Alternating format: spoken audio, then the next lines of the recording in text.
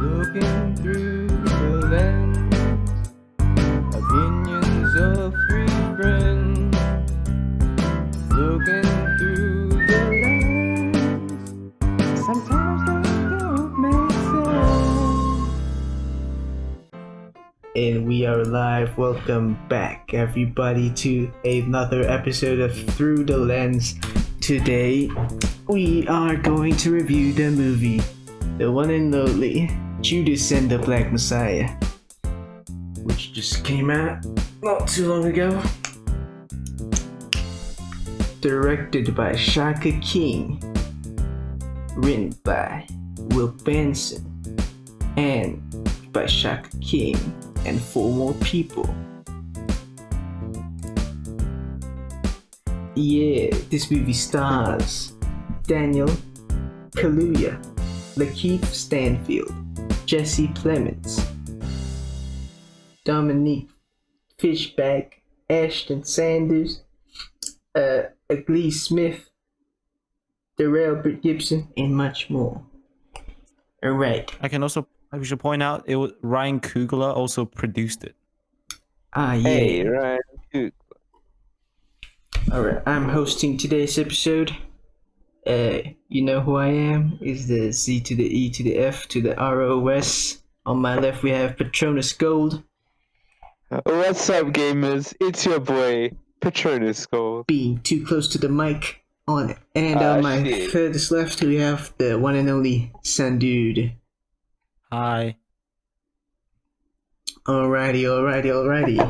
Very underwhelming. Yeah, it was very underwhelming. You should go, hi, it's me, son, dude. Be Italian again. Yeah, Okay. what's Italian, man? No. This was pretty cool movie, don't y'all think? Hell Epic. yeah. Epic movie. What y'all think of it? It had a hard-hitting story. Right, that's what I was gonna say. That's what I wrote, mate. Wait, we're all in it together. Alright. Yeah, We're all in this copyright. Okay. it was a tension-filled, captivating story that I don't think struggled, slowed down, or anything throughout its 2-hour runtime, filled with fantastic performances, a great script, epicness all around. Epic. Epic. Things were always happening. Yeah. Which is good. Alright. Also, it's based on a true story. Yes, based on real life events. Yeah. Alright, we have our 2 main characters being Fred Hampton and Bill O'Neal, played by Daniel Kaluuya. Why did I say Daniel? And Lakeith Stanfield. Hey. They're top notch, eh? Top notch. As good as Top ever, if notch. not better. This might actually be some of their best performances, honestly. Might be, but Might they were be. great in this movie. Showed a great range of emotion. And what other things have range? The range of our scoring system Yes. from 1 to 10, yeah. That's the range. I think every performance. Oh wait, are we on acting? Is that what Yes, we're on? we are on acting. Yeah. I think every performance in this was solid. And yeah, especially those 2 mains. But yeah, I wouldn't say they carried it. I think everyone did a good job in this movie. Yes, we got Jesse Plemons as Agent Roy Mitchell. Very funny guy. Fucking Roy. Because I mean, he was the only white dude in there, I think. He has a baby face. Notable mention. What? Okay. Yeah, like he's old, but he looks like some he look not old at the same time. You get me? Baby face. Fun Fun. /13 or mate. 30. Yeah. Also, don't forget about the the white people in this film, like Hoover, Bob Lee, Leslie Carlisle. Bloody white people, yeah. am I right? Yeah, but predominantly black movie. And we got Dominique Fishback as that poet lady who was pregnant. Was she? Is that a spoiler? Yeah, Fred Hampton's wife. She did a great performance as well, if I remember. Definitely, yeah. Yeah. And the rest of the supporting cast also did a great job. Yeah. All right, shall we move on to the writing? As we said before, Ow. the writing, the whole story is based on real events. Yeah. I'd say it was jam-packed with things happening, kept us engaged, and a really interesting perspective in the politics and optics of that time, you know?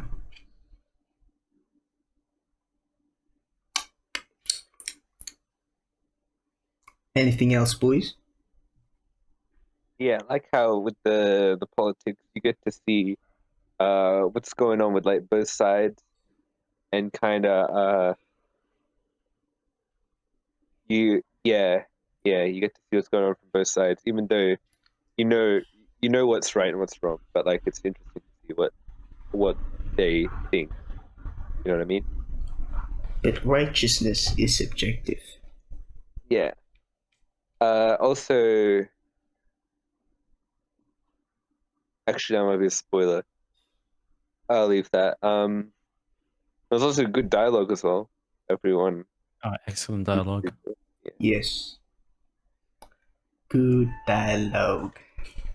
I should point out in an interview with King, obviously the FBI really likes to, mix information up, spread disinformation, make themselves look like the hero. Fake news, mate. The information that Shaka King was given and all the other writers when they were writing this story out, they had to base it off of what was likely misinformation from the FBI. So as keep well as open mind with this interview, right? Sorry? As well as the interview. The interview was definitely real, and that occurred. Yeah, no, I mean they also based the story off the interview. Yeah. Interview was kind of controversial. We'll get onto that, but yeah. Yeah. The main point is that they had to take their creative liberties with this. Have to improvise. They had to improvise with the limited and almost false information they were given. I wonder, did they talk to the Sun Man? They did, yeah. I mean, sorry, not you. I mean, the son of Freddy. Fred. Yeah, Fred wasn't born in the film. Well, I think in the making of this film, they got him to supervise and stuff. Yeah. Probably as an informant. Yeah. Anything else for writing? Ya è della nostro Ronaldinho Soccer. Ronaldinho Soccer! Yeah, we've been up here. Point. I think the characterization of Billy, it really brings him to life. I like that. Billy, the main guy. Judas. Yeah, Billy. Like his internal conflicts and stuff, and his his whole decision making stuff. Yeah. Very good. Should we talk about character development? Is that more spoiler territory?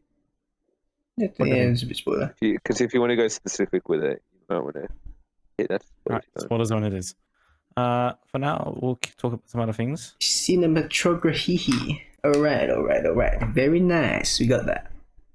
Very nice. Yeah, it is very nice. It had some good shots. A bit of playing in the dark a bit. I was going to say a very expressionistic lighting. Yeah. The film.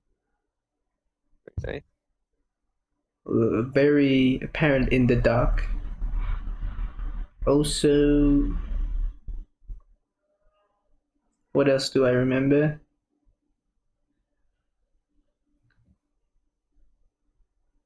He's good. Yeah, So Yeah. good. Right. very okay. Okay, let's talk about the editing slash visuals. Anyone want to start off? Shooting. They They got had guns. people shooting, and this is They, a pretty they, violent movie. Lots of people getting shot. Lots of blood, bricks, and shit flying everywhere. Explosion. It was pretty. It kept the movie feeling like gritty and realistic, which pretty makes sense for what tense. they're known for. Yeah.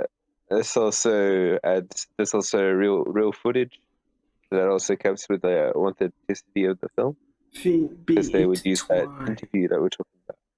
Yeah, unlike the interview segments that sometimes slip in a bit of the real stuff, Yeah. they got a Uh, authentic set and setting. yeah, everything. You kind of we feel like we're transported to the time period and location. The late 60s. Yeah. They got that pretty spot on. Honestly, yeah, I really like the look of everything. From like the cars, the costumes, everything looked pretty much perfect. Yeah. Time period accurate. What's text for history, mate? But like at the end, they like end the movie like they normally do in these sort of films with like text Oh, yeah. telling like the aftermath of the story. Very informative. Very, very nice. Okie Yeah. dokie. We shall now talk about the good old music. Bro, music in this film absolutely slapped. Yeah. Slap like your mama slapped your ass. That's right. The big point, like the one thing that stuck with me the most while watching was that like really stanky kind of jazz music going on at the start of Yeah. the film, and it was like a recurring theme throughout for like this particular theme and like idea, which we'll talk about in spoiler zone. Yeah, I was gonna But say. yeah, Although I think it it only was. came back once, like at the end. It only came back once. But they're But the both in like title, pivotal moments Yes. of the film. yep. And if you look in the soundtrack, the title of that video, of that song, there's like a part A and a part B. Part A recurs in like 4 different songs, but just with different part B's to it for like the emphasis on like the what scene it's relevant to. It's like part of like a bigger series of like songs that go throughout the movie and throughout the soundtrack. Yeah. But that one song was like a super standout for me because it was just like so out there for a song and it worked so well. Yeah. I also like the end credit song. That was pretty nice. The credit song was also very nice. Yeah. Yeah. They also used some of the music that by Fred Hampton, I believe, in the soundtrack. Damn. Yep. Didn't read that. Yeah. Also, going back to editing a little bit, they used a lot of like the real footage from like chants and like rallies. Yeah. And I guess you can count the chants and singing as that kind of part of the music, which we can talk about. Overall, Yeah. like it was such a good mix between a whole bunch of different styles. I guess we'll go into the spoiler zone. I forgot my recorder again. All right. Spoiler zone. Haha. Timestamp on the screen right now. Yep. Alright. All right. I'd like to walk us through some of the things that did happen in real life and the true event that it was based on, and also what was made up with the creative liberty of King and all the other writers. Yeah. Chicago police really did torch the Black Panther headquarters. Yeah. That was a real explosion, and they really burned the Black Mamba headquarters. Fred Hampton being drugged. His son, according to King, said there was enough fentanyl in his system to knock a horse out. The only thing that's unclear is whether or not it was O'Neal that drugged him, as the movie says. Interesting. Because that's like a big part of the movie. Yep, that was like the big point. That's the Judas moment. Yeah. Yeah. Was Fred Hampton really arrested over ice cream? King says this really happened. A person testified in courts saying that he was selling ice cream by a playground when a group of older teens demanded free ice cream. Then Hampton got out of a car, jumped into the ice cream truck, and held him down while they unloaded ice cream from the vehicle. So this was an accusation. That's a strange crime. Yeah. Although Hampton did go rob an ice cream truck. Although Hampton did deny the accusations and claimed he was also denied a fair trial. He probably was denied a fair trial. Well, what was the evidence? Missing ice cream. Oh no. Yeah. The burden of proof is on the prosecution. Maybe. That's like the information that's on this article by USA Today. Alright. Final thing in this article: did William O'Neal try to leave the FBI? We see in the film that he wanted out at one point. He was afraid for his own safety, but King says, as far as he's aware, he never tried to part ways with the FBI. Well, I guess that makes sense because in the interview, he was saying that like he doesn't really believe he was doing it. He felt like he was just part of the fight, you know. He wasn't on the path to side. Although that was a post-event interview years later, so he might have had some time to think things over. In the heat of the moment, he might have been thinking different things. But the point of this is King had very little information about O'Neal and what was written about him. He does not have like 90% of like the full information, I'm assuming. So he had to take some creative liberties. Well, considering he was in witness protection and shit, like there wouldn't be much information about him. And I guess that's why you don't really get like a super solid backstory for him in this movie as well. Yeah. I get all that makes sense. All we know is he used to boost cars and stuff. Actually, final thing before I close this article. The method by which O'Neal was recruited is still up for debate, quote unquote. Like there was the whole thing about the fake FBI badge, and then he boosted a car. Many stories corroborate the FBI badge story, according to King. Yeah. So, with all that being said, do you want to get into some more specifics? Yeah, sure. Dio, would you like to? What did I write down? I wrote down the Chairman Mao was mad. Yes. I guess that connects with Chairman Fred. And also because they use some communist teachings, right? Yeah, socialist. Oh yeah, socialist. Yeah. It's all about bringing the people together as a force. Oh yeah, we are stronger together. Yeah. Monkey stronger together. Yes. Extending upon that, one of the most interesting scenes to me was when he united like all of the different like groups, like the different gangs and shit, including the fucking like white supremacist KKK type, all over the hatred of the cops, right? Police. Yeah. Fascist pigs. Yeah, because the cops, they get paid by taxpayer money to shoot the taxpayer. See? Does make sense. Yeah. America femdom cheeseburgers. Capitalism was ass. Although going back, random thought about a Billy. Well, considering he is basically being blackmailed by the FBI, I guess he can't really say what he truly believes in, even if he believes in the Panthers. Yeah. Like he'll be forced to say, "Yeah, I was doing the right thing," you know. Yeah. So we never know what he really thinks. Yeah. Character development.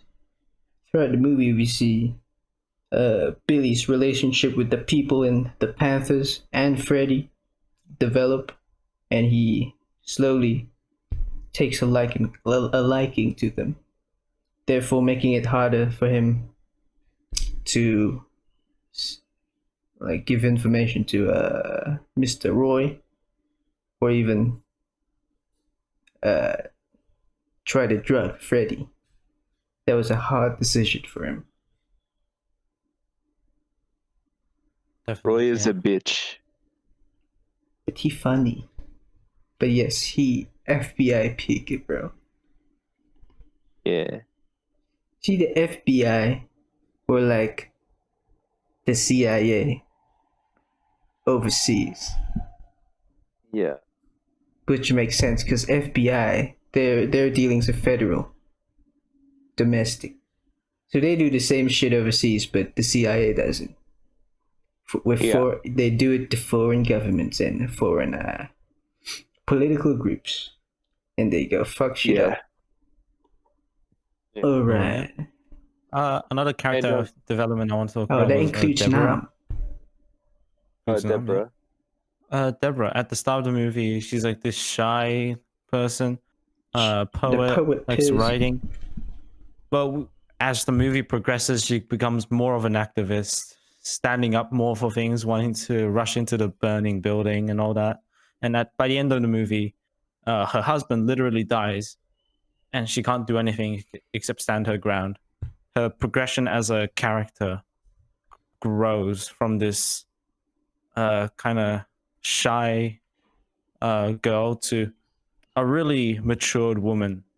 Yeah. And I think Deborah right now, she's still alive now, I believe, would be pretty happy with this representation of her. No doubt she was probably consulted upon. Definitely, right? yeah.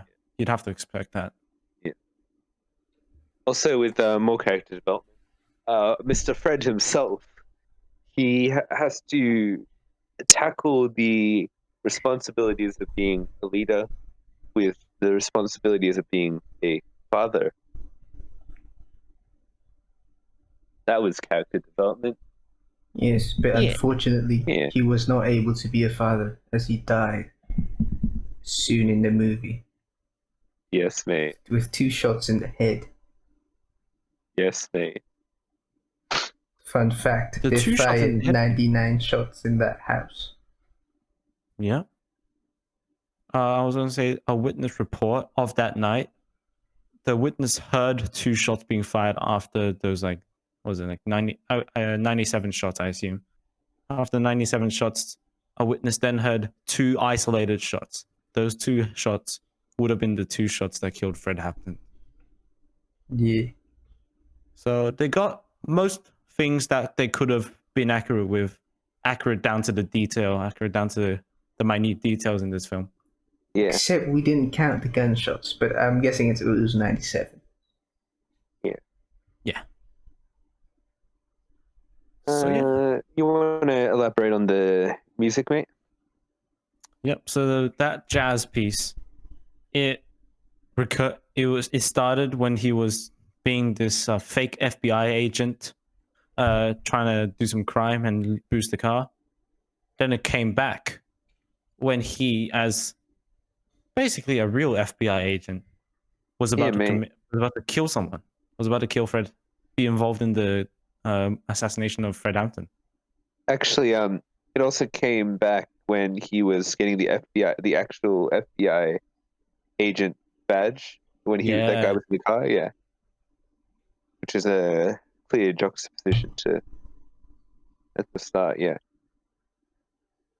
it was used very well. Like there's a bunch of music used, and I think for the most part, a lot of the music was used in, in line with the events that were happening and the parallels that could have been drawn between those two.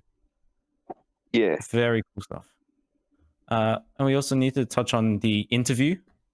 Yep. They acted some of the interview, but Yeah, then brought in some of the clips of the real interviews. The interview, which I need to remember what the name of it was. What's the name of it? Eyes on the Prize 2. Oh Yeah. They used some parts of that document, and you'd have to imagine. Yeah, and you'd have to imagine that they used that documentary as some of the basis of their information as well. Do you also want to talk about the casting? I'd say the casting is pretty at least for the main two, they're pretty like their real life counterparts. Yeah. Definitely, yeah. Definitely on the William O'Neal side. Yeah. So cool. Yeah. And finally, ideologies and metaphors. What was this about? Dio? Metaphors. Like the inciting violence one, but it's a metaphor apparently. Yeah. Could be interpreted both ways, but Yeah. that's the risks of being a revolutionary. Oh right. Final verdict? Final verdict. Oh yeah. Mamma mia. Take it away, Dio. I'd say this is a banger of a movie. Yeah. Top acting, good writing. The sets and costumes were accurate. Music sets the mood. Cinematography, pretty nice. Editing, visuals, top, pretty good. A solid 8 out of 10. Damn. This was a great movie. I didn't fall asleep once. Yeah. I was constantly engaged throughout the runtime. Very tense.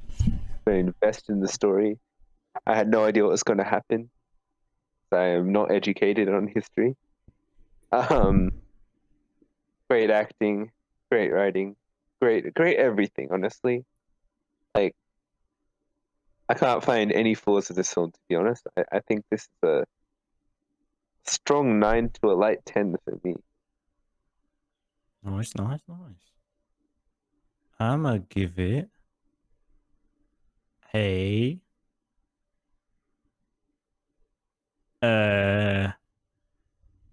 9. All right. Yeah. All right. For an average score of That's like a 8.6, 8.4, 8.3, something like that. Well, a decent 8. strong 8. 8.5, Strong 8.5. 8. Okay, we'll say it's strong 8. Nice. Yeah. Good. Alright everyone, that's our review for today. What you think of the movie?